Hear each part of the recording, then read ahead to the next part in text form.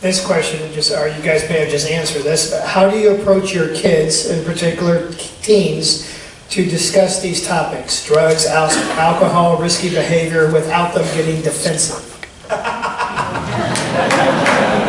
Apparently you can't. First of all, they're teenagers. They're always going to be defensive, right?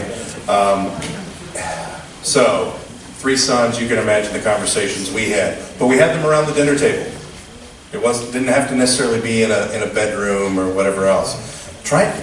My thing was try and have the have a relationship with your child so you can talk to them. And so when you're having dinner with them 3 or 4 times a week, whatever it is, take advantage of that time. They'll bring up topics. You don't necessarily have to kick it off all the time. They will bring it up because they have friends who are doing it. They're curious. And don't be afraid to, talk through it. And I used to tell my kids, look, I'm your safety valve.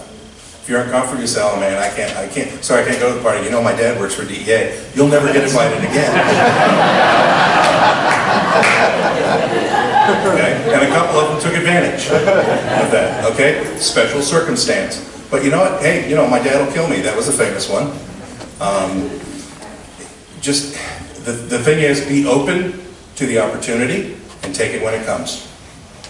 If you try and force it, maybe not so much. But I found the dinner table to be a good place to start, and just and believe me, they will talk amongst themselves too.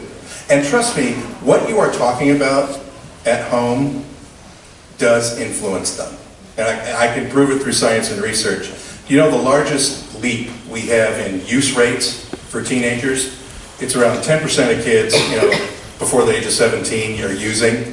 It doubles after the age of 17. Why is that? Because they left home. There's your proof. They may not hear it all the time, and a lot of times they roll the eyes, but they are getting the message, right? And so just keep that rapport. Keep talking. And just to add on that, and again, there's a lot of resources in the room. There's a lot of parents who are actually from Al-Anon, from Stop Heroin, from the Crossroads Program. And to me, they're more the experts, because they're dealing with recovering teenagers. Ask them their experience, ask them what worked, what didn't work. That might even be better to know.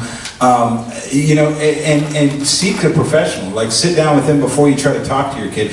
It's something he said that's very important, and Scott made a great point. It's about having a relationship.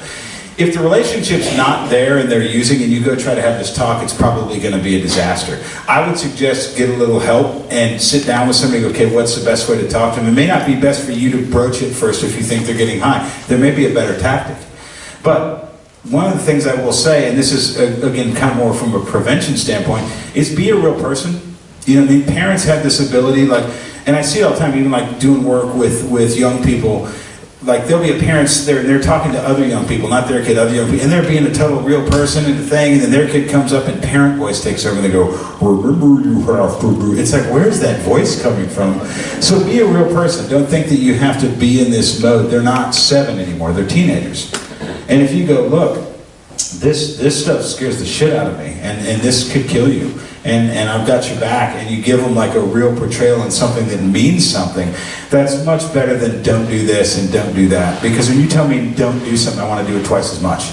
You know what I mean? So there's a reality to, like Scott said, having that relationship and making sure that it's coming out of a place of love and logic. Because out of your own fear, as a parent, you will overdo it and maybe pound them into going the opposite direction of where you want them to go.